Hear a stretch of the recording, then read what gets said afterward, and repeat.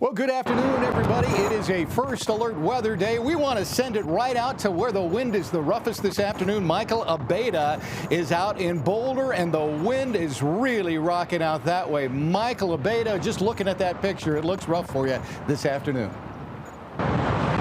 Yeah, David, believe it or not, I'm not at Lake Michigan. I'm at a little Coot Lake here in northern Boulder County. This is a popular fishing spot for a lot of people, but this illustrates how wild this wind is. The waves are just crashing over the shore. That, which you can see behind me, obscuring the mountain range there, that's actually dust. And we've seen a lot of firefighters responding to those dust clouds, people thinking they're fires. The wind is kicking up really, really bad here. You can see the wind, the water coming up over the bank here onto this dock, getting everything wet here. Now, I talked to an amateur storm chaser earlier. He said he measured wind speeds over 100 miles per hour, wind gusts at about 125. That's a hurricane force wind, as I'm sure Dave knows. It feels like a hurricane out here at Little Coot Lake, where people love to come fish any other normal sunny day. Today, a very dangerous situation with this water just being whipped around by this wind.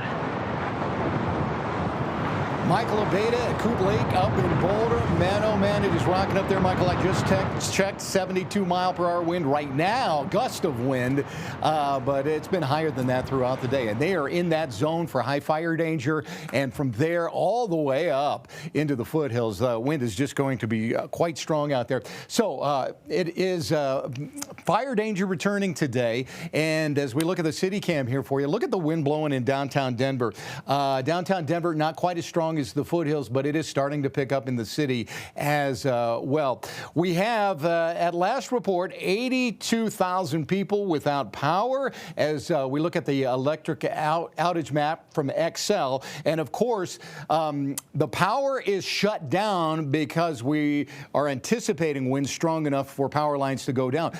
On Wednesday, that did happen. So again, today, that could happen. A lot of this is just preventative measures that we are taking with Excel to alleviate any chance of any sparks or anything taking off like that. If you remember the Marshall Fire, we had some issues with that, and when that happened after that disaster, they put into effect this policy of shutting down the power on these big windy days. And man, is it going to be windy today. Very strong winds up to 100 miles per hour. We'll show you where those will be here. High fire danger. It's worse today because we have strong winds, but it's drier, like single-digit percentage on the relative humidity, and record heat. We already had a record high in the Denver metro area of 68, so it's already way up there as far as the warmth goes. The other thing with this is a prolonged wind event. On Wednesday, we had a few hours of the big wind, boom, boom, boom, and then it started to settle down. This one started up, and this may go all the way through midnight tonight, so maybe